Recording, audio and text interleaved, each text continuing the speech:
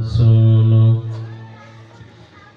أرسله بالحق بشيرا ونذيرا وداعيا إلى الله بإذنه وسراجا منيرا فقد قال الله تعالى في كلامه المجيد وفرقانه الحميد أعوذ بالله من الشيطان الرجيم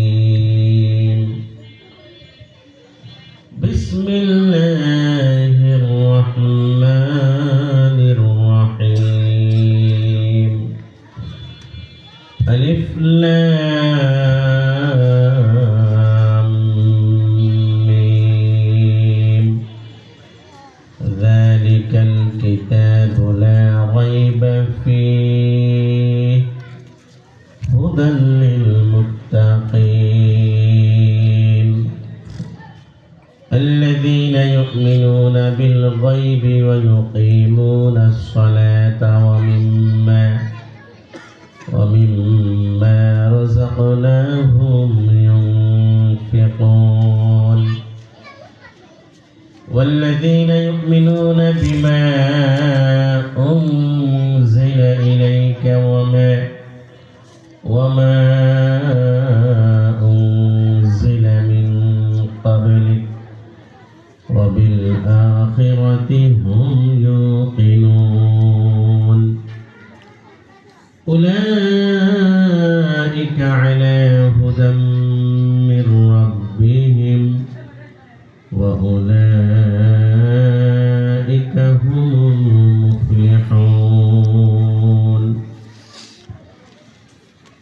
وقال النبي صلى الله عليه وسلم القرآن حجة لك أو عليك أو كما قال عليه الصلاة والسلام وقال الله تعالى في شأن حبيبه ومحبوبه ومعشوقه ونبيه وصفيه خاتم النبيين محمد صلى الله عليه وسلم إن الله وملائكته يصلون على النبي يا أيها الذين آمنوا صلوا عليه وسلموا تسليما درود شريف اللهم صل على محمد وعلى آل محمد كما صليت على إبراهيم وعلى آل إبراهيم إنك حميد مجيد اللهم بارك على محمد وعلى آل محمد كما باركت على إبراهيم وعلى آل إبراهيم إنك حميد مجيد एक ज़माना में मुअज़्ज़ज़ थे हामिले कुरआन होकर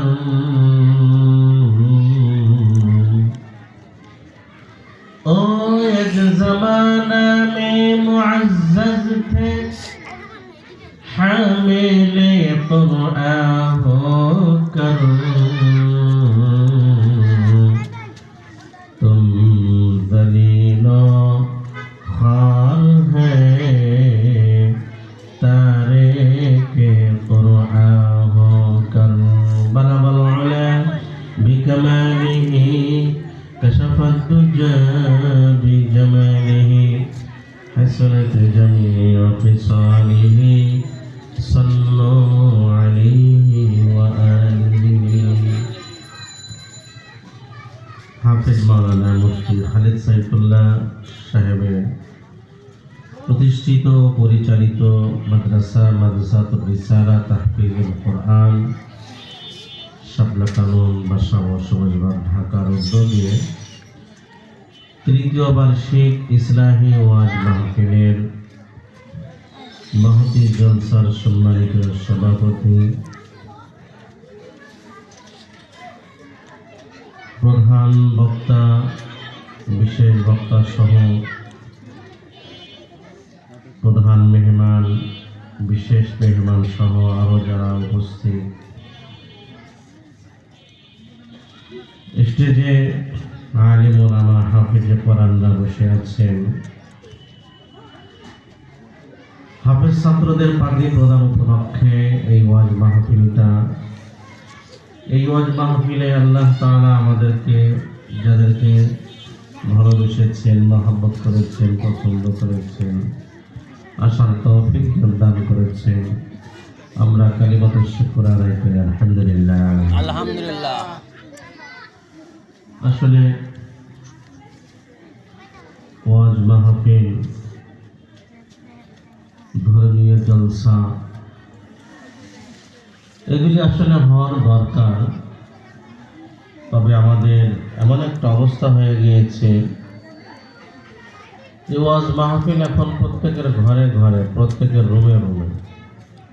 বলে যে হুজুর ওয়াজ শুনতে কি যাবো, ইউটিউবে তো পাওয়া যায় সব কিছু, আর কি ওয়াজ শুনবো। কিন্তু আমি তো মনে করি ইউটিউবের ওয়াজ শোনা আর সরাসরি ওয়াজ শোনা এর ভিতরে পার্থক্য আছে। একটা ফয়েজ এবং বরকত আছে সরাসরি ওয়াজ শোনার ভিতরে, বয়ান শোনার ভিতরে। একটা ফায়দা আছে, আলাদা ফায়দা। যেরকম মোবাইলে যে কোরআন আছে, কোরআন দেখে দেখে তেলাওয়াত করা এবং সরাসরি কোরআন মাজিদ থেকে দেখে দেখে তেলাওয়াত করা, দুইটা সব সমান না। আল্লাহ তাআলা কোরআনুল কারীম দেখে দেখে পড়লে যে সব হবে, আল্লাহ তাআলা মোবাইল থেকে দেখে দেখে কোরআন তেলাওয়াত করলে ওই পরিমাণ সব হবে না। আলেম ওলামাগণ বলেন যে কোরআন যেহেতু এটা লিপিবদ্ধ হয়েছে আর এটা ইজ্জতের সাথেও রাখা হয়, কিন্তু মোবাইলটা ইজ্জতের সাথে রাখা না হওয়ার কারণে সরাসরি কোরআন তেলাওয়াত করলে যে সব হবে, মোবাইল থেকে তেলাওয়াত করলে ওই পরিমাণ সব হবে না। ভাই দোস্ত বুজুর্গ, আসলে এই ওয়াজ মাহফিলগুলি কেন দিয়ে থাকেন কর্তৃপক্ষ? তার প্রধান উদ্দেশ্য হচ্ছে যে এই মাহফিলের উছিলায় যদি একজন মানুষ দিনদার হয়ে যায়, আল্লাহওয়ালা হয়ে যায়, হিদায়াত পেয়ে যায়, তার সব যেন আমরাও পেতে পারি, সে উদ্দেশ্যে, হিদায়াতের উদ্দেশ্যেই মাহফিলগুলি দেওয়া। কিছু কিছু লোক বলতে পারে যে হিদায়াতের উদ্দেশ্যে মাহফিল দেওয়া, এখানে তো যারা বয়ান করবেন, আসবেন, যাবেন, তারা তো বিনিময় গ্রহণ করেন। তা আমার প্রশ্ন হচ্ছে ওই সমস্ত ভাইদের কাছে যে বিনিময় গ্রহণ করে না কে? কুল্লু হিজবিম বিমা লাদাইহিম ফারিহুন।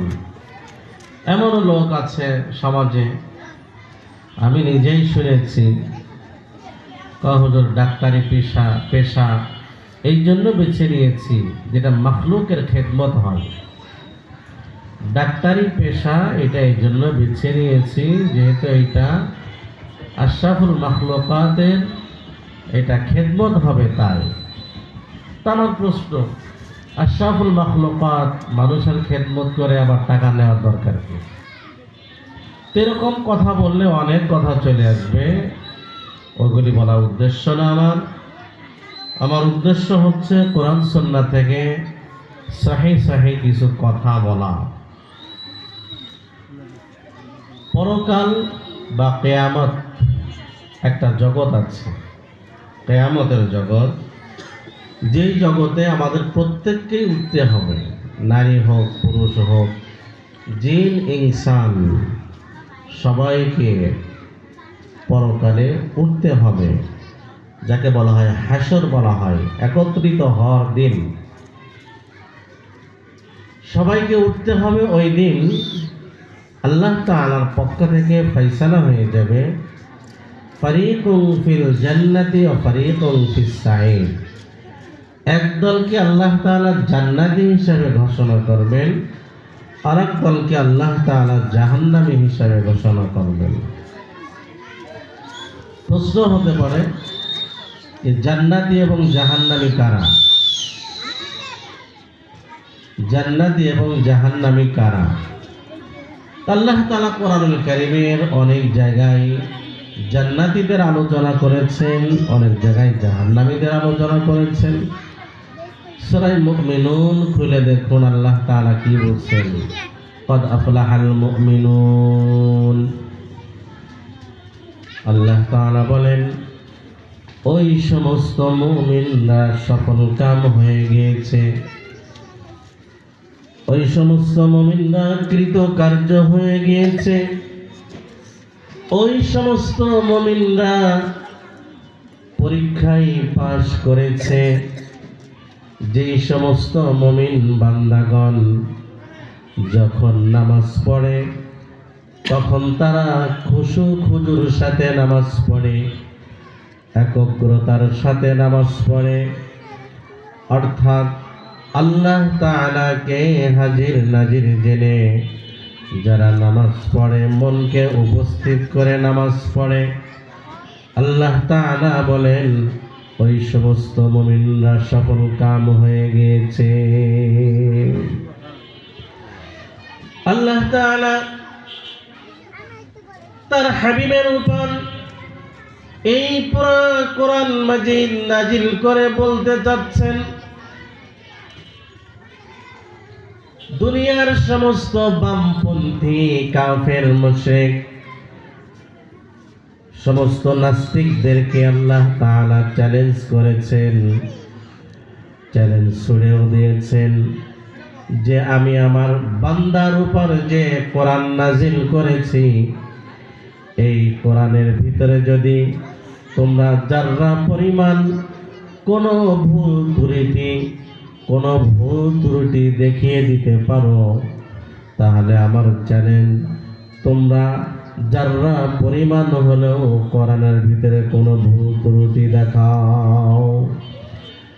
আল্লাহ তাআলা বলেন, কাফের মুশরিক মুনাফিকদেরকে লক্ষ্য করে বলেন, وَإِن كُنتُمْ فِي رَيْبٍ مِّمَّا نَزَّلْنَا عَلَى عَبْدِنَا فَأْتُوا بِسُورَةٍ مِّن مِّثْلِهِ وَادْعُوا شُهَدَاءَكُم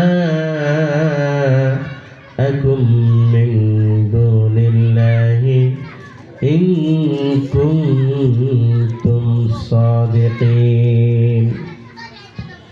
আল্লাহ তাআলা দুনিয়ার সমস্ত কাফেরদের কাছে চ্যালেঞ্জ ছুড়ে দিয়েছেন, আমি আমার বান্দা আমার হাবিব মুহাম্মদ সাল্লাল্লাহু আলাইহি ওয়াসাল্লামের উপর যে কোরআন মাজিদ অবতীর্ণ করেছি, এর ভিতরে যদি তোমাদের সন্দেহ বা সংশয়ের কোনো অবকাশ থাকে, তাহলে তোমরা কোরআনুল কারীমের সব থেকে ছোট্ট সূরার মতো একটা সূরা তোমরা তৈরি করে দেখাও।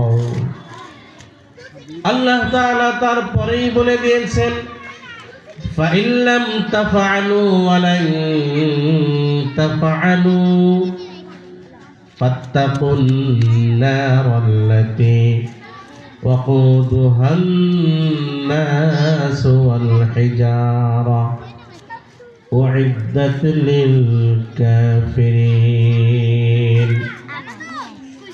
আল্লাহ তাআলা বলেন, দুনিয়ার যত বামপন্থী, যত নাস্তিক মুরতাদ কাফের মুশরিক আছে, আল্লাহ তাআলা তাদেরকে চ্যালেঞ্জ ছুড়ে দেওয়ার পরে বলছেন, অতঃপর যদি তোমরা না পারো তবে শুনে রাখো, তোমরা কশ্চিন কালেও সূরা কাউসারের মতো ছোট একটা সূরা তোমরা তৈরি করে দেখাতে পারবে না। আল্লাহ তাআলা তার হাবিবকে অনেক মুআজিজা দিয়েছিলেন। আল্লাহ রাসূলের যত মুআজিজা ছিল, যত অলৌকিক ঘটনা ছিল, তার ভিতরে সর্বশ্রেষ্ঠ মুআজিজা হচ্ছে কোরআনুল কারীম। এই কোরআনুল কারীমের ভিতরে আল্লাহ তাআলা কাফেরদেরকে বলছেন যে তোমরা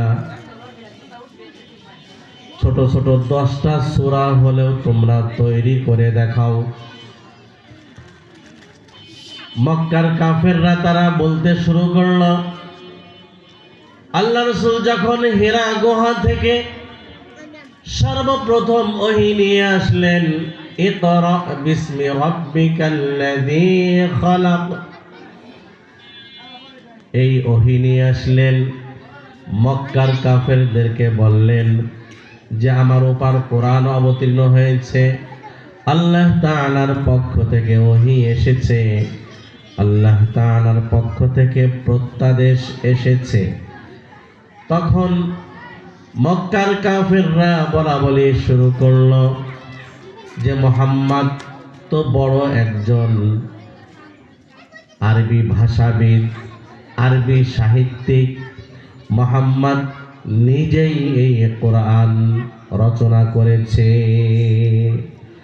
আল্লাহ তাআলা কোরআনুল কারীমের ভিতরে চ্যালেঞ্জ ছুড়ে দিলেন যে আমার হাবিব নিজে কোরআন রচনা করেন নাই, আমার হাবিবের উপর আমি জিবরাইল আলাইহিস সালামের মাধ্যমে ওহী অবতীর্ণ করে আমার হাবিবের উপর আমি কোরআন অবতীর্ণ করেছি। এই কোরআন আমরা আজ ছেড়ে দিয়েছি, কোরআন নাই, কোথাও কোরআন নাই। আমরা এত বড় কপাল পোড়া হয়ে গিয়েছি। আমার আব্বা কোরআন তেলাওয়াত করতেন,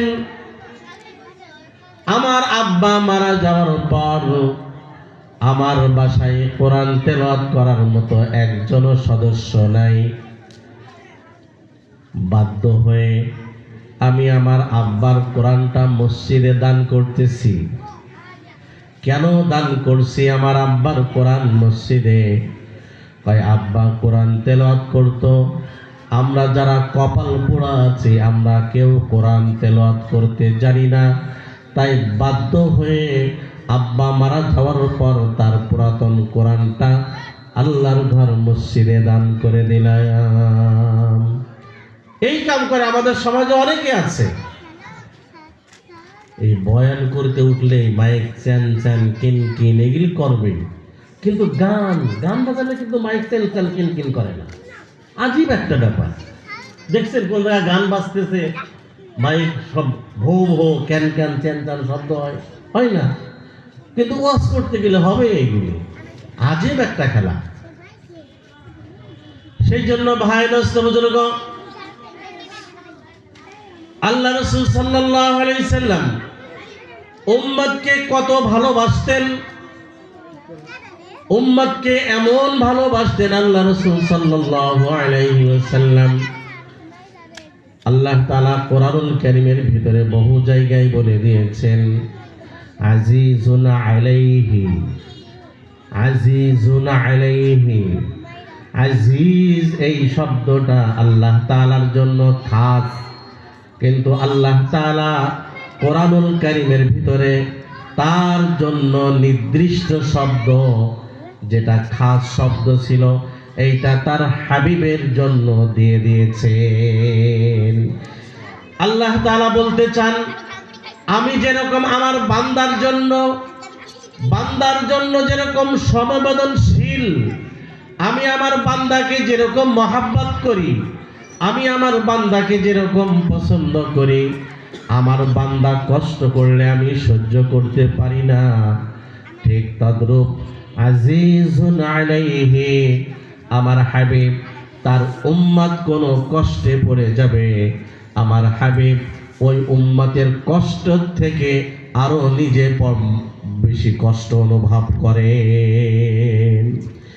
এই রসুল, যে রসুল উম্মতের জন্য এখনো রওজায়ে আতহারে শুয়ে শুয়ে কাঁদছেন, উম্মতি উম্মতি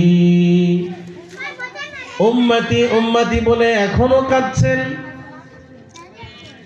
আল্লাহ রাসূল যতদিন দুনিয়ায় ছিলেন ততদিন উম্মতি উম্মতি বলে কেঁদেছেন, রওজায়ে আতহারে শুয়ে উম্মতি উম্মতি বলে কাঁদছেন। আল্লাহ রাসূল কিয়ামতের দিনও উম্মতি উম্মতি বলে কাঁদবেন।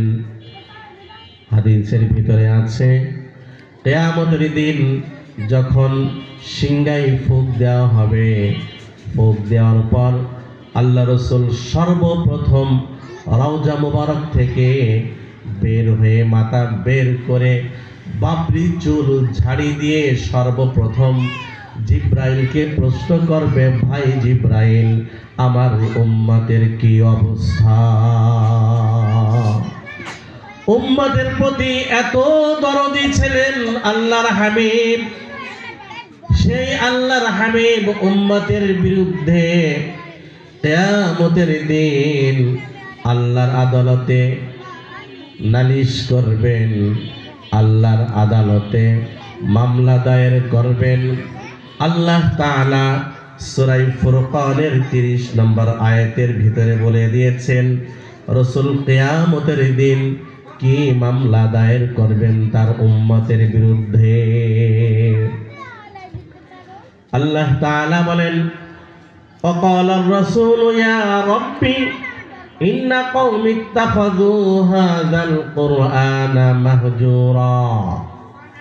রাসূল কিয়ামতের দিন এই উম্মতের বিরুদ্ধে মামলা দায়ের করবেন যে, হে আমার রব, আমার কওম, আমার জাতি, আমার উম্মত এই কোরআনকে তারা পরিত্যাজ্য হিসেবে গ্রহণ করেছিল।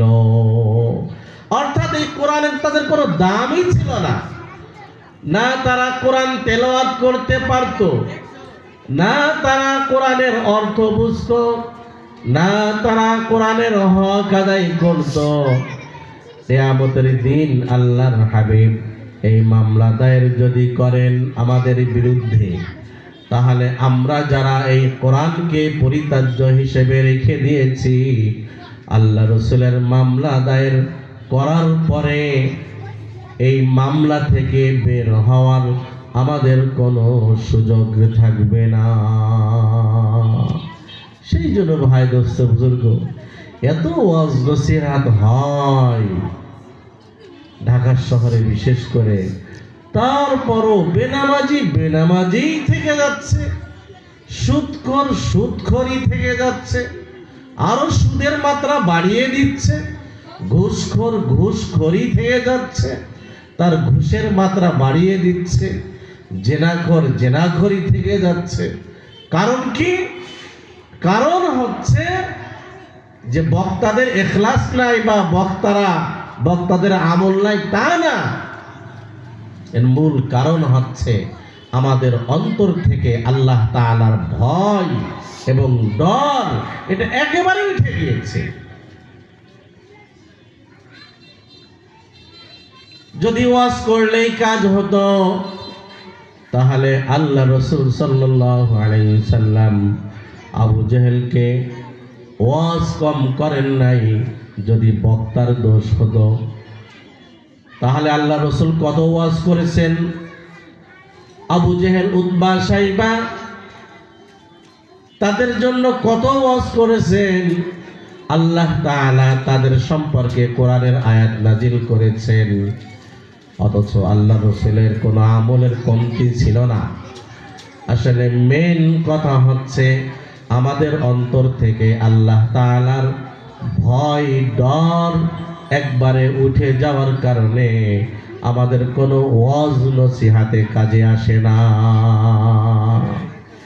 সেই জন্য ভাই দোস্ত বুজুর্গ, এই যে আমার হাতে যে কোরআন, 30 পারা কোরআন, এই কোরআনের দাম কত বলেন দেখি? কত? 250 টাকা, 300 টাকা, 400 টাকা? কত এর দাম? কত এটার দাম? কত? 500 টাকা। অমূল্য সম্পদ এইটা, এর কোনো মূল্য দেওয়া যাবে না। এই কোরআন যদি আমি সিনায় বহন করতে পারি, আমার ছেলে মেয়েরা যদি এই কোরআন সিনায় বহন করতে পারে, সংরক্ষণ করতে পারে, তাহলে ওই সিনার দাম হয়ে যাবে কোরআনের মতো দামি। এই কোরআন যে রিহাল কাঠের উপর রাখা হয়, এই কোরআনের সোহবাতের কারণে রিহাল কাঠ দামি হয়ে যায়। একটা কাঠ যদি এত দামি হতে পারে, তাহলে এই কোরআন যেই হাফেজ সাহেবের সিনার ভিতরে আছে, ওই হাফেজ সাহেবের দাম কত? আল্লাহ তাআলা কিয়ামতের দিন বলবেন, ইকালু লিসাহিবিল কুরআন ইকরা ওয়ারতাকি ওয়ারাত্তিল কামা কুনতা তুরাত্তিলু ফিদ দুনিয়া ফাইন্না মানজিলাকা ইনদা আখিরি আয়াতিন তাকরাউহা।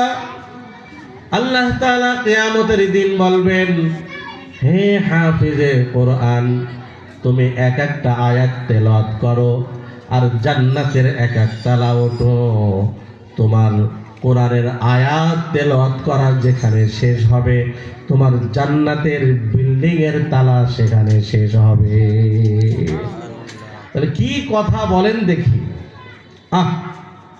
তারপরও কোরআনের কদর নাই আমাদের কাছে, না কোরআন তেলাওয়াত করতে পারি সহি শুদ্ধ করে। নিজে কপাল পোড়া হয়েছি, আবার আমরা অনেকে আছি নিজের ছেলে মেয়েকেও কপাল পোড়া বানাচ্ছি। নিজে কোরআন সহি শুদ্ধ করে তেলাওয়াত করতে পারি না, ছেলে মেয়েদেরকেও শিখাই না। আবার ছেলে মেয়েদেরকে শেখাতে হলে এমন ভাবে শেখায়, হুজুর গল্পটা না বললে হচ্ছে না, আমি তো এলাকার লোক, গল্প বলতে হবে। হুজুর রাখে, হুজুর আমার এই নাতিটারে কি পড়াই দিতে পারবেন? হ্যাঁ, পড়াবে, কোরআন শরীফ পড়াই দিতে পারবে। হুজুর কয় টাকা দিতে হবে? 2000 টাকা। 2000 টাকা? এত টাকা লাগে নাকি কোরআন শিখতে? কত দেবেন হাজির সাহেব? হুজুর 500 টাকা দেবেন। 500? আমি তো বলতে চাইছিলাম একটু কম, 300 টাকা, তা আপনি 2000 টাকার কথা বলছেন, আপনি 500 টাকা নেবেন। এই দরদাম করতে যে এমনও লোক আছে আমাদের এলাকায়, যে এই দরদাম করতে করতে, দর কষাকষি করতে যে ওই বাচ্চার আর কোরআন পড়াই হয় না। অথচ এই বাচ্চা যার কাছে ইংরেজি বাংলা পড়ে, তাকে 5000 টাকা দেয়, আর এই কোরআন পড়াতে গেলে 1000 টাকাও দিতে পারে না। 1000 টাকা দিতে গেলে এত ব্যথা লাগে, এত ব্যথা লাগে, মনে হয় তাকে ফিজিওথেরাপি দেওয়ার দরকার হাসপাতালে নিয়ে, এমন অবস্থা তাদের। মানে কোরআনকে একটা বানিয়েছে তারা, যেটা ফ্রি বিদ্যা, এটা ফ্রি শেখা যায়, ফ্রি বিদ্যা বানাইছে এটা। অথচ কোরআনের দাম কত, কোরআনওয়ালার দাম কত, এটা ভুলে গিয়েছি। জাগতিক শিক্ষার দাম দিতে যে হবে না তা বলছি না, জাগতিক শিক্ষার দাম দেন, কিন্তু আপনি মুসলিম হিসাবে আপনার সর্বপ্রথম কোরআনকে উপর রাখার দরকার ছিল, সব থেকে উপরে রাখার দরকার ছিল, কিন্তু কোরআনটা আপনি নিচে রাখছেন। হুজুরের সাথে দর দাম করতে করতে করতে, দর কষাকষি করতে, মানে কুরবানির গরু এত দর কষাকষি করে না যে নিজের নাতি পুতি পড়াতে, যে কোরআন পড়াতে যে হুজুরের সাথে এত দর কষাকষি করে। ঠিক না? ঠিক না? কোরআন, আল্লাহ রাসূল বলেন, যে ব্যক্তি কোরআন তেলাওয়াত করবে, এই কোরআন কিয়ামতের দিন তাকে সুপারিশ করে জান্নাতে নিয়ে যাবে। সুবহানাল্লাহ। সুপারিশ করে কোথায় নিয়ে যাবে? জান্নাতে নিয়ে যাবে। মুসলিম শরীফের হাদিস। এই কোরআন, আমি যদি কোরআন আমার বক্ষে ধারণ করতে পারি, সিনায় ধারণ করতে পারি, খোদার কসম, আল্লাহ রাসূল বলেছেন এই কোরআন কিয়ামতের দিন তোমাকে সুপারিশ করে জান্নাতে নিয়ে যাবে। জান্নাতে যেতে চায় না জাহান্নামে যেতে চায়? কথা কয় না। জান্নাতে। জাহান্নামে যাবেন কে কে? হাত তোলেন দেখি। কেউ যাবেন না জাহান্নামে? তো জান্নাতে যেতে হলে এই কোরআন মানতে হবে আমাকে। কি মানতে হবে? কি পুরাপুরি না আমার মন মতো? পুরাপুরি মানতে হবে। আমাদের অবস্থা কি? এটা মনে কষ্ট নিয়েন না। আমাদের অবস্থা কি? বক্তা তার বয়ানের জন্য যতটুকু দরকার অতটুকু কোরআনের তাফসীর পড়ে এবং অতটুকুই মুখস্থ করে সব জায়গা বয়ান করে বেড়ায়। এটা ভালো না। আবার যারা রাজনীতি করে, কোরআনের আয়াত, রাজনীতি কি কোন জায়গায় আছে এইগুলি মুখস্থ করে আর না। আবার যারা দাওয়াত ও তাবলীগের কাজ করে, শুধু দাওয়াত এবং তাবলীগের কাজ, কথা আছে যে জায়গায়, শুধু ওইগুলি মুখস্থ করে আর কিছু না। যারা জিহাদ জিহাদ বলে, তারা শুধু জিহাদের আয়াতগুলি মুখস্থ করে আর কিছু না। আসলে কি কোরআন কি আল্লাহ তাআলা কি ভাগ করে দিয়েছেন না পরিপূর্ণ দিয়েছেন? পরিপূর্ণ দিয়েছেন। তা কেন ভাগ করব? এটা ইলম বলা হয় না, একে বলা হয় মালুমাত। ইলম আর মালুমাতের ভিতরে অনেক পার্থক্য আছে। পুরাপুরকে বলা হয় ইলম, আর কিছু কিছু এটা জানাকে বলা হয় মালুমাত বলা হয়। সেই জন্য ভাই দোস্ত বুজুর্গ, কোরআন পরিপূর্ণভাবেই শিখতে হবে। কোরআন কি পরিপূর্ণভাবেই শিখতে হবে, সহি শুদ্ধ করে শিখতে হবে। যারা সহি শুদ্ধ করে শিখি নাই, তাদের সহি শুদ্ধ করে শেখার দরকার আছে না নাই? বাচ্চাদের শেখানোর দরকার আছে না নাই? ওই বাপ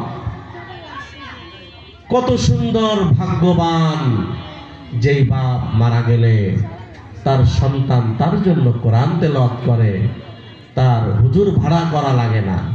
কত বড় ভাগ্যবান ওই বাপ, ওই মা কত বড় ভাগ্যবান যে সে মারা গেলে তার ছেলে তার জানাজা পড়াবে। কিন্তু এমন সন্তান দেখে যাচ্ছি আমরা যে জানাজা পড়তে যে ঈদের নামাজ পড়ে ফেলে। পড়ে না? পড়ে না? হাত উঁচু করে কি জানাজার নামাজে না ঈদের নামাজে? ঈদের নামাজে। আহারে আফসোস, আফসোস, শত আফসোস, হাজার আফসোস, লক্ষ লক্ষ আফসোস, কোটি কোটি আফসোস। জানাজার নামাজ তো আমাদের এখন সামাজিক একটা প্রথা হয়ে গেছে। দোয়া দুরুদ পড়তে পারুক আর না পারুক, ওযু গোসল থাক বা না থাক, নামাজের জানাজার নামাজে দাঁড়ায় যায়। কয় দোস্ত অমুক মারা গিয়েছে, জানাজায় যাবি না? জানাজা যাওয়ার দরকার তো, 5 ওয়াক্ত নামাজ পড়ি আর না পড়ি, জানাজার নামাজটা তো পড়ার দরকার। তার মানে জানাজার নামাজ এটা সামাজিক একটা প্রথা হয়ে গিয়েছে, রসম হয়ে গিয়েছে। যদি সামাজিক প্রথা রসম না হতো, তা বেনামাজি জানাজার নামাজ টানাটানি করবে কেন? জানাজার নামাজ পড়বে তো নামাজি মানুষ, বেনামাজি কেন? আর জানাজার নামাজ তো পড়বে ওই ব্যক্তি যে দোয়া দুরুদ জানে। দোয়া দুরুদ কিছুই জানে না, যে ইমাম সাহেবের পিছনে যে দাঁড়িয়ে আছে একেবারে মূর্তির মতো দাঁড়ায় থাকে, কিছু ঠোঁট কিছু নড়ে না, মূর্তির মতো না দাঁড়ায় থাকে। আমার তো মনে হয় লাশ যদি কথা বলার শক্তি হতো, তাহলে আমাকে বলতো, এই নামুল কবির, তুই যে এসে চুপচাপ মূর্তির মতো দাঁড়িয়ে আছিস, তুই তাড়াতাড়ি ভাগ এখান থেকে, তোর মতো মুসল্লি আমার দরকার নাই, ভাগ। সামাজিক প্রথা, কোনো কিছু সামাজিক প্রথা না বানাই, দিন শিখি ভাই, দিন শিখি। দিন কাকে বলে? দিন, দিন কাকে বলে এটা জানি। দিন কাকে বলে? আল্লাহ রাসূল কি বলে গিয়েছেন দিন সম্পর্কে, ইসলাম সম্পর্কে কি বলে গিয়েছেন? ইসলাম কি ও কেন? ইসলামটা কি বলতে পারেন? ইসলাম কি? ইসলাম হচ্ছে গরদান নাহাদান বাতাআত। আল্লাহ তাআলার আনুগত্যের সামনে নিজের গর্দানকে নিচু করে দেওয়া, আল্লাহ যা বলেছেন তাই, কোনো কিছু ছাড়ি না। আল্লাহ যেগুলো আদেশ করেছেন এইগুলো পালন করি, যেগুলো নিষেধ করেছেন ওইগুলো বর্জন করি। এইগুলো হয় ইসলাম বলা হয়। কুরবানির সময় নামাজ নেই, কালাম নেই, একটা গরু কিনে নিয়ে আসছে, আবার যখন গরু কিনে নিয়ে আসে মেরাদিয়া হাট থেকে, তখন আশেপাশে শুধু তাকায়, কেউ জিজ্ঞাসা করে কিনা গরু কত টাকা দিচ্ছে, এরকম জিজ্ঞাসা করে না? আশেপাশে এরকম তাকায়, নিজের মানে প্রকাশ করতে চাই যে আমার গরু কত নিয়েছে, কেউ জিজ্ঞাসা করে না। একটা কথা হলো নাকি 1,20,000 টাকা দিয়ে গরু কিনছি, অথচ ফজরের নামাজ না পড়েই কুরবানির গরু কিনতে গিয়েছে। আমাদের সমাজে এমনও লোক আছে, ইস্তেসকার নামাজ পড়তে গিয়েছে আব্দুল আজিজ স্কুল মাঠে, সালাতুল ইস্তেসকা, বৃষ্টি প্রার্থনার নামাজ পড়তে গিয়েছে আব্দুল আজিজ মাঠে। জিজ্ঞেস করতেছে আরেকজন তাকে, ভাই আপনি যে এই যে 10টার সময় যে ইস্তেসকার নামাজ পড়তে আসলেন, বৃষ্টি প্রার্থনার নামাজ পড়তে আসলেন, ফজরের নামাজ পড়েছেন? হুজুর তা তো পড়ি না ফজরের নামাজ। তোমার কেন সালাতুল ইস্তেসকা তোমার পড়তে হবে? তোমার ফজরের নামাজ নাই, জোহরের নামাজ নাই, আসরের নামাজ নাই, মাগরিব নাই, ঈশা নাই, তোমার কেন বৃষ্টি প্রার্থনা নামাজ পড়তে হবে? তোমাকে কেন পড়তে হবে তোমাকে? এটা ইসলাম না, এটা দিন না, এটা ধর্ম না, এটা হচ্ছে ভণ্ডামি। ঠিক না? ঠিক না? সেজন্য ইসলাম জানতে হবে। ইসলাম জানতে হবে কোথার থেকে? কোথার থেকে? কোরআন থেকে ইসলাম জানতে হবে। আল্লাহ তাআলা এই কোরআন তার হাবিবের উপর অবতীর্ণ করলেন। অবতীর্ণ করে প্রথমেই বলে দিলেন আলিফ লাম মিম, যালিকাল কিতাবু লা রাইবা ফীহ। এই যে কিতাব দেখছো তোমরা, এই কিতাবের ভিতরে কোনো সন্দেহ সংশয় নাই। হুদাল লিল মুত্তাকিন। আর এই কোরআন হিদায়াত দেবে কাদেরকে? যাদের অন্তরে আল্লাহ তাআলার ভয় আছে, তাদেরকেই এই কোরআন হিদায়াত দিবে। যাদের অন্তরে আল্লাহর ভয় নাই, তাকেই কোরআন হিদায়াত দেবে না। মুত্তাকিন, মুত্তাকিন অর্থ যারা আল্লাহকে ভয় করে। মুত্তাকিনের কয়েকটি অর্থ আছে। 1 নম্বর অর্থ হচ্ছে যার ভিতরে আল্লাহ তাআলার খাশিয়াত, আল্লাহ তাআলার ভয়, আল্লাহর ডর আছে, তাকে মুত্তাকিন বলা হয়। 2 নম্বর ব্যাখ্যা হচ্ছে মুত্তাকিন বলা হয় যারা গুনাহ থেকে বেঁচে থাকে, গুনাহ থেকে বেঁচে থাকার পর যারা আল্লাহ তাআলার ইবাদত বন্দেগী করেন, তাদেরকে মুত্তাকিন বলা হয়। আল্লাহ তাআলা বলেন, এই যে কোরআন দেখছো তোমরা, এই কোরআনের ভিতরে কোনো সন্দেহ সংশয় নাই। আপনারা বলেন কোনো সন্দেহ আছেনি? কোনো সন্দেহ সংশয় আছে? কোনো সন্দেহ সংশয় নাই। হুদাল লিল মুত্তাকিন। আর মুত্তাকিনদের জন্য হিদায়াত স্বরূপ এই কোরআন। মুত্তাকিন কারা? আল্লাহ তাআলা বলেন, আল্লাযীনা ইউমিনুনা বিল গায়ব। যারা আল্লাহকে না দেখে বিশ্বাস করে, যারা কবরের আযাব না দেখে বিশ্বাস করে, যারা কিয়ামতকে না দেখে বিশ্বাস করে, যারা জান্নাত জাহান্নাম না দেখে বিশ্বাস করে। আল্লাযীনা ইউমিনুনা বিল গায়ব। যারা গায়বের উপর ঈমান আনে, আল্লাহকে না দেখে বিশ্বাস করে। আল্লাযীনা ইউমিনুনা বিল গায়বি ওয়া ইউকিমুনাস সালাতা। আর মুত্তাকি হতে হলে 1 নম্বর গুণ হচ্ছে আল্লাহকে না দেখে বিশ্বাস করতে হবে। 2 নম্বর গুণ হচ্ছে যে নামাজ কায়েম করতে হবে, নামাজ পড়তে হবে। ওয়া ইউকিমুনাস সালাতা ওয়া মিম্মা রাযাকনাহুম ইউনফিকুন। 3 নম্বর গুণ হচ্ছে যে আল্লাহ তাআলা আমাদেরকে যা নিয়ামত দিয়েছেন এইগুলি আল্লাহ তাআলার রাস্তায় খরচ করা। যারা আল্লাহর রাস্তায় খরচ করে, والذين يؤمنون بما أنزل إليك وما أنزل من قبلك। আর মুত্তাকিন কারা? আল্লাহ তাআলা বলছেন যে হে রাসূল, আপনার পূর্বে যা আমি নাজিল করেছি এর প্রতি যারা ঈমান আনে, আর আপনার প্রতি যা নাজিল করেছি এর প্রতি যারা ঈমান আনে তারাই হচ্ছে মুত্তাকিন। অবিল আখিরাতি হুম ইউকিনুন। আর আখিরাতের প্রতি বিশ্বাস রাখে। আল্লাহ তাআলা বলেন উলাইকা আলা হুদাম মির রাব্বিহিম।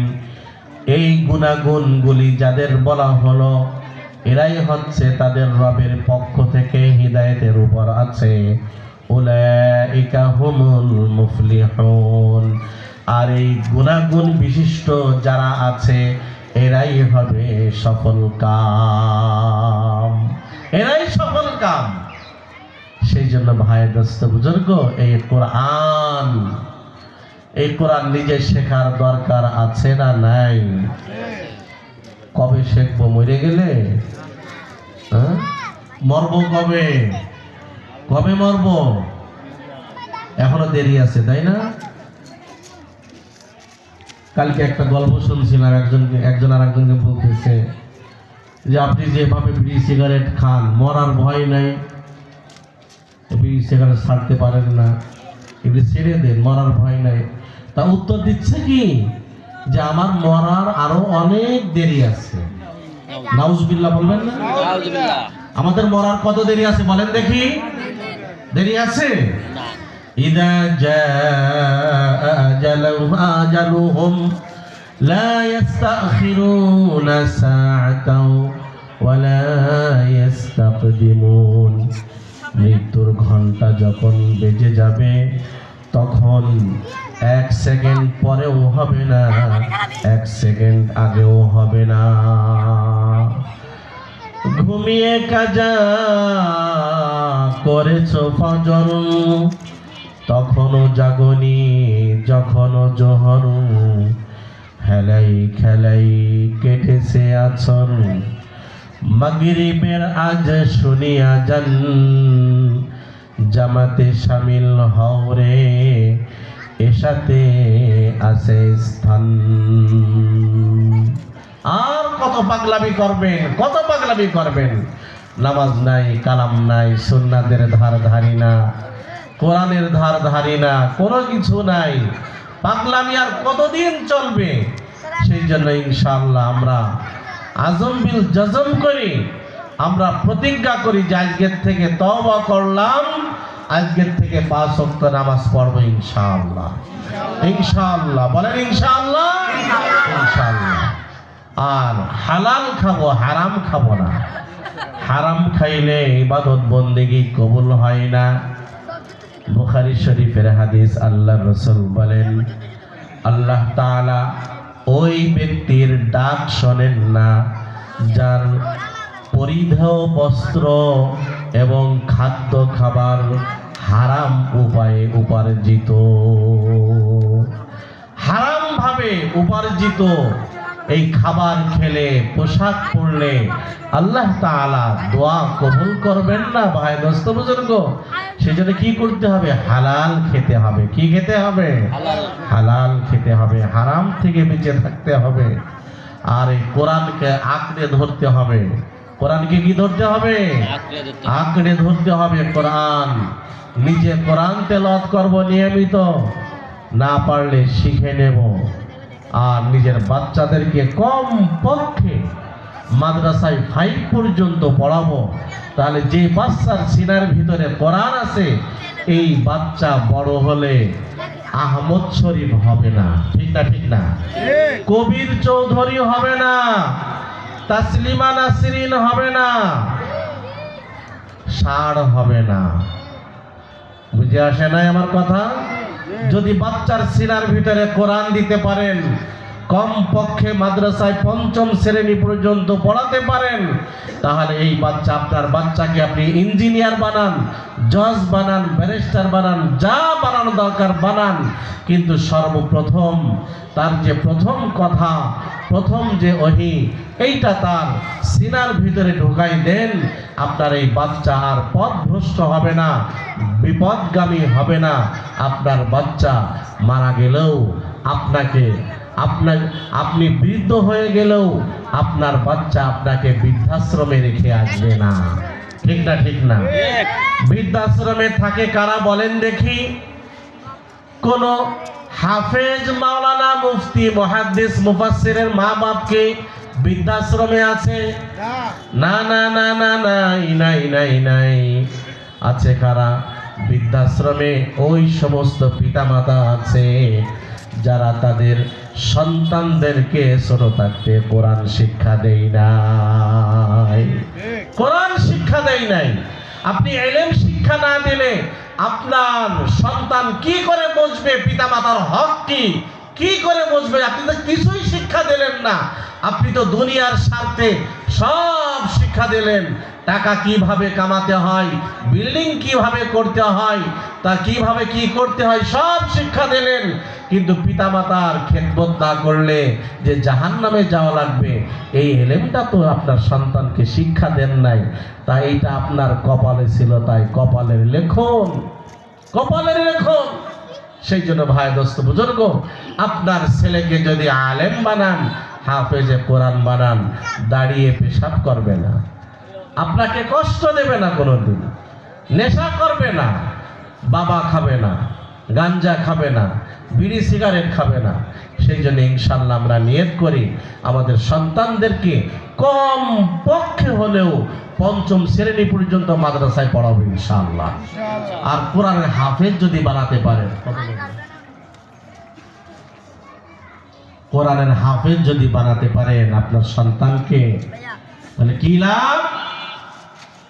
আল্লাহ তাআলা তার হাবিবের মাধ্যমে বলে দিচ্ছেন যে কিয়ামতের দিন হাফেজে কোরআনের পিতা মাতাকে এমন দুইটা নূরের টুপি পরিয়ে দেওয়া হবে, যেই দুইটা নূরের টুপির আলো এত হবে, এত হবে, এত হবে যে সূর্যের আলো থেকেও নূরের টুপির আলো আরো বেশি হবে।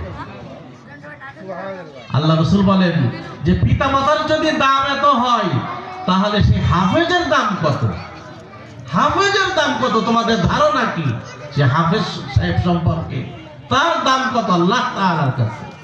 সেই জন্য ভাই, দোস্ত, বুজুর্গ, আল্লাহ রাসূল বলেন যে ইন্নাল্লাযী লাইসা ফি জাওফিহি শাইউম মিনাল কুরআনি কাল বাইতিল খারিব, যার সিনার ভিতরে কোরআনের কিচ্ছু নাই, কোরআনের কিচ্ছু নাই, কিচ্ছু বলতে কিছু নাই, কোরআন নাই, এটা হচ্ছে একটা বিরান ঘরের মতো, একটা উজাড় ঘরের মতো। এই যে বিল্ডিংটায় যদি মানুষ বসবাস না করে 1 বছর, তো এই বিল্ডিং এর ভিতরে কে বসবাস করবে বলেন দেখি? বিভিন্ন কীট পতঙ্গ, পোকা মাকড়, এইগুলি জিন ভূত, এইগুলি বসবাস করবে। আল্লাহ রাসূল বলেন তদ্রূপ ভাবে যার সিনার ভিতরে কোরআন নাই, এই সিনাটা শয়তানের বাসা হয়ে যায়। শয়তান বাসা বাঁধে, তাকে যেভাবে ঘোরায় সে সেভাবে ঘোরে, সেইভাবেই ঘোরে। তাকে বলেন দেখি, আগে আমল না আগে এলেম? আগে আমল না আগে এলেম? বলে না, আগে আমল না আগে এলেম? আপনি আমল করবেন, এলেম না হলে আমল করবেন কিভাবে? আপনার ভাই থাকে উত্তরা থাকে, আপনাকে বলে দিল কি যে এইভাবে এইভাবে আসবে, এইভাবে এইভাবে আসবে, তাহলে আপনার জন্য যাওয়া সহজ হবে না? এটা এলেম। আর কোন ঠিকানা দিল না, বললো যে আমি উত্তর আসে, তুমি চলে আসো। আপনি কই যাবেন? আপনি তো কানামাছির মতো ভো ভো করে ঘুরবেন, আপনি চিনবেন না। তা এই যে আপনি আপনার ভাইয়ের কাছ থেকে পূর্ণ ঠিকানা পাওয়ার পরে যে উত্তরা গেলেন, তার সাথে সাক্ষাৎ করলেন, এইটা হচ্ছে ইলম। আর আপনার ভাইয়ের সাথে সাক্ষাৎ করলেন, এটা আমল। তা আগে ইলম না আগে আমল? কথা বলে না, ইলম আগে জ্ঞান। জ্ঞান না হলে আপনি আমল করবেন কিভাবে? আপনি নামাজ পড়বেন, নামাজ ভঙ্গের কারণ কয়টি জানেন না, কিভাবে পড়বেন আপনি নামাজ? আপনি অজু ভঙ্গের কারণ জানেন না, কিভাবে আপনি বুঝবেন যে আপনার অজু আছে কি নাই, আবার আপনার নামাজ ভঙ্গ হয়েছে কি হয় নাই, কিভাবে বুঝবেন আপনার ইলম না থাকলে? সেই জন্য আরো আছে, আরো বলেন দেখি, আগে ঈমান না আগে ইলম? আগে ঈমান না আগে ইলম? ঈমান। আমরা তো ঈমানি কথা বলি, অনেক ঈমানি কথা বলি, অনেক ঈমানি তাকাজা আসে, হ্যান আসে, ত্যান আসে, অথচ আমার ইলমই নাই, কোরআন সুন্নাহর ইলম নাই। আমি যে আরেকজনকে দাওয়াত দিয়ে তাকে নামাজের যে মাসলা মাসাইল আছে, সূরা কিরাত আছে, এইগুলি যে শিক্ষা দেবো, আমার নিজেরই তো যোগ্যতা নাই, তাকে আমি কিভাবে দাওয়াত দেব? ঈমান, ইলম, আগে ইলম না হলে আপনি ঈমান আনবেন কিভাবে? আপনার ইলম না থাকলে। আরো আফসোস লাগে আমার, আমরা অনেকে নামাজ ভঙ্গের কারণ জানি, অজু ভঙ্গের কারণ জানি, কিন্তু ঈমান ভঙ্গের কারণ জানি না। হাদিসের ভিতরে আছে, আল্লাহ রাসূল বলেন যে কিয়ামতের আগে মানুষ ইউসাল্লুন ওয়া ইয়াহুজ্জুন ওয়া ইয়াসুমুন, কিয়ামতের আগে মানুষ নামাজ পড়বে, হজ করবে, উমরা করবে, রোজা রাখবে, দান সাদকা করবে, ওয়ালাইসা ফীহিম মুমিন, অথচ তাদের ভিতরে কোনো মুমিনই বান্দা থাকবে না, মুমিন থাকবে না। কেন? তার ঈমান কিভাবে নষ্ট হচ্ছে সেই সম্পর্কে তার ইলম নাই, তার ঈমান কিভাবে নষ্ট হয়ে গেল সে ইলমই অর্জন করে নাই। সেই জন্য ভাই দোস্ত বুজুর্গ, পরকালে বাঁচতে হলে এই কোরআনের বিকল্প নাই, কোরআনের বিকল্প নাই, কোরআনের ইলমের বিকল্প নাই। সেই জন্য ইনশাআল্লাহ ইনশাআল্লাহ আমরা নিয়ত করে ফেলি যে কোরআন শিখবো, বাচ্চাদেরকেও শিক্ষা দেবো, ইনশাআল্লাহ দেবো তো, ইনশাআল্লাহ বাচ্চাদেরকেও শিক্ষা দেবো, মাহরুম করবো না। আমি মারা গেলে যেন আমার কবরের পাশে যে আমার ছেলেটা সূরা ইয়াসিন তেলাওয়াত করতে পারে। আমি মারা গেলে দাফনের সময় যেন আমার এক ছেলে আমার মাথার পাশে দাঁড়িয়ে আলিফ লাম মিম থেকে মুফলিহুন, আর এক ছেলে পায়ের কাছে দাঁড়িয়ে আমানা রাসূল থেকে যেন তেলাওয়াত করতে পারে। এরকম সন্তান রেখে যাওয়া ভাই দোস্ত বুজুর্গ, আমরা কি সন্তান রেখে যাচ্ছি, সন্তানদেরকে কোন সিস্টেমে রেখে যাচ্ছি? শুধু তো তাকে দুনিয়া শেখাচ্ছি, দুনিয়া শেখাচ্ছি। আমাদের শিক্ষা ব্যবস্থাও এরকম, শিক্ষা ব্যবস্থার অবস্থা হচ্ছে যে 1 টাকায় যদি 2 টাকা সুদ হয়, তাহলে 100 টাকায় কয় টাকা সুদ হয়? অথচ তাকে শিক্ষা দেওয়া দরকার ছিল যে 40 টাকায় যদি 1 টাকা যাকাত আসে, তাহলে 100 টাকায় কয় টাকা যাকাত আসে? এগুলি কি আমাদের বাচ্চারা শেখে? না, শেখে না, এগুলি শেখে না। 40 টাকায় যদি 1 টাকা যাকাত আসে, তাহলে 100 টাকায় কয় টাকা যাকাত আসে? এইটাই তো আগে শেখার দরকার ছিল, বাচ্চার শেখানোর দরকার ছিল যে প্রতিদিন 5 ওয়াক্ত নামাজ, ফরজ কয় রাকাত, সুন্নাত কয় রাকাত, ওয়াজিব কয় রাকাত, এইগুলি তো শিক্ষা দেওয়ার ছিল। আমার ছেলে আমার মেয়ে যতগুলি নর্তকী নায়িকাদের নাম জানে, নায়ক নায়িকাদের নাম জানে, অতগুলি নবীর নামও জানে না, সাহাবীদের নামও জানে না। যদি জিজ্ঞাসা করা হয় খোলাফায়ে রাশেদিন কারা, তো বলবে বিভিন্ন নেতা নেত্রীর নাম বলবে, খোলাফায়ে রাশেদিন অমুক নেতা ছিল। 4 জন নবীর নাম বলতে পারি না আমি। সেজন্য ইলম শিখবো তো ইনশাআল্লাহ, ইলম শিখবো তো ইনশাআল্লাহ। তো বলেন, আগে ইলম না আগে আমল? আগে ইলম না আগে আমল?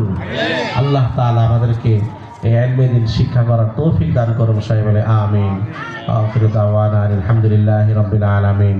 এই মাদ্রাসায় আমাদের বাচ্চাদেরকে দেব তো ইনশাআল্লাহ। আল্লাহ তাআলা এই মাদ্রাসাকে কিয়ামত পর্যন্ত কবুল ও মঞ্জুর করুক, সবাই বলে আমিন।